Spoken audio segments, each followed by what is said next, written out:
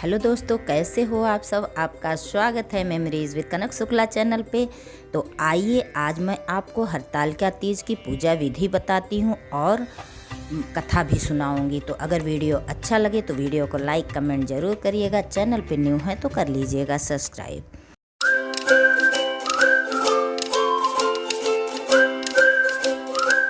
तो हरतालिका तीज के दिन सुबह आप ब्रह्म मुहूर्त में उठ जाइए और नहा धो के साफ कपड़े पहन लीजिए। उसके बाद अपने मंदिर में जाके शंकर पार्वती जी के सामने व्रत का संकल्प लीजिए और पूजा अर्चना करिए। फिर दिन में आप काली मिट्टी और रेत को मिलाकर शंकर पार्वती जी की मूर्ति बनाइए। नंदी की, गणेश भगवान की, पूरा शिव परिवार बना के उन्हें रंग रोगन करिए। उसके बाद दिन के तीसरे पहर में एक चौकी बिछाइए, उस पर चौक पूरिए और लाल कपड़ा बिछा के भगवान की मूर्ति को स्थापित करिए। किसी थाल या परात में उनको स्थापित करके चौकी पे आसीन करिए। उसके बाद उनकी पूजा अर्चना करिए। चारों तरफ से केले के पत्तों का मंडप बनाइए और उनको वस्त्र पहनाइए। वस्त्र नहीं है तो आप कलावा के रूप में भी वस्त्र पहना सकती हैं। गणेश जी को जनेऊ पहनाइए और दुर्बा चढ़ाइए और पार्वती को पूरा श्रृंगार का सामान चढ़ा के अच्छे से भोलेनाथ की प्रिय चीज़ों को भोलेनाथ को अर्पण करिए। भांग, धतूर, कनेर का फूल, गेंदे का फूल हो, जो भी आपके पास हो वो श्रद्धा भाव से अर्पित करके और भगवान की पूजा अर्चना करिए शंकर पार्वती की। और औरतें उस समय पूरा 16 श्रृंगार करके माँ के सामने पूजा के लिए बैठें और कलश स्थापित करें। वहाँ पे कलश में कलावा बांध के श्रीफल रख दें, उसके ऊपर घी के बत्ती जलाएं और पूरी पूजा करने के बाद में आरती करें, हवन करें और फिर भगवान भोलेनाथ की इस व्रत की कथा ज़रूर सुने। इस व्रत की कथा सुने बगैर यह व्रत पूरा नहीं होता है। अंत में पूरी रात जागरण करिए और भजन कीर्तन करिए। तो चलिए सुनते हैं भोलेनाथ ने क्या सुनाया था इस हरतालिका तीज पे। भगवान शिव जी ने पार्वती जी को उनके पूर्व जन्म के बारे में याद दिलाने के लिए यह हरतालिका तीज व्रत कथा सुनाई थी। शिव जी कहते हैं, पार्वती, बहुत समय पहले तुमने हिमालय पर मुझे वर के रूप में पाने के लिए घोर तप किया था। इस दौरान तुमने अन्न जल त्याग कर सूखे पत्ते चबाकर दिन व्यतीत किए थे। किसी भी मौसम की परवाह किए बिना तुमने निरंतर तप किया। तुम्हारी यह स्थिति को देखकर तुम्हारे पिता बहुत दुखी थे। ऐसी स्थिति में नारद जी तुम्हारे घर पधारे। जब तुम्हारे पिता ने नारद जी से उनके आगमन का कारण पूछा तो नारद जी बोले, हे गिरिराज, मैं भगवान विष्णु के भेजने पर यहाँ आया हूँ।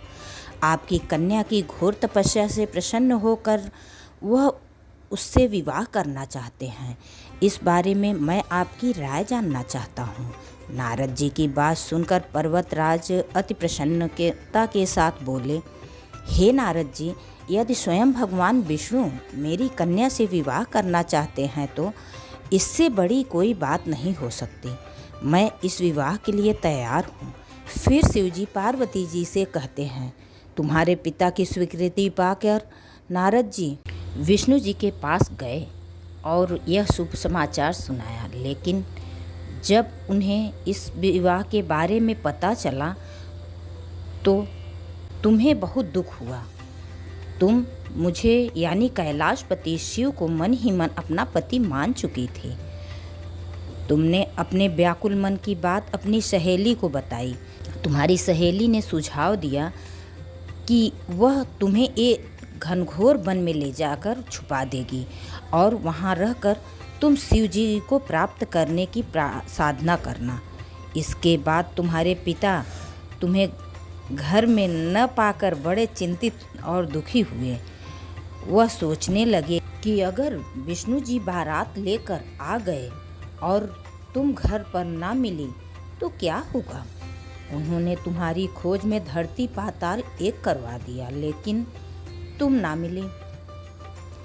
तुम वन में एक गुफा के भीतर मेरी आराधना में लीन थी।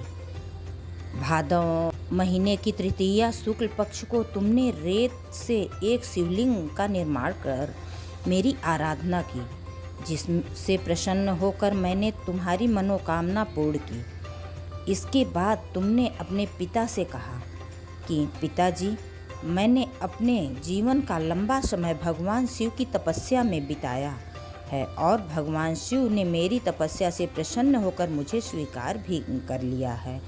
जब मैं आपके साथ एक ही शर्त पे चलूँगी कि आप मेरा विवाह भगवान शिव जी से ही कराएंगे। तब पर्वतराज ने तुम्हारी इच्छा स्वीकार कर ली और तुम्हें घर वापस ले गए। कुछ समय बाद उन्होंने पूरे विधि विधान से हमारा विवाह किया।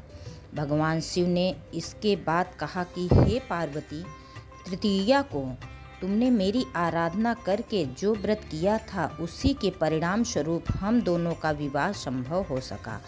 इस व्रत का महत्व है कि मैं इस व्रत को पूर्ण निष्ठा से करने वाली प्रत्येक स्त्री को मनवांछित फल देता हूँ। भगवान शिव ने पार्वती जी से कहा कि इस व्रत को जो भी स्त्री पूर्ण श्रद्धा से करेगी उसे तुम्हारी तरह ही अचल सुहाग का वरदान दूंगा मैं।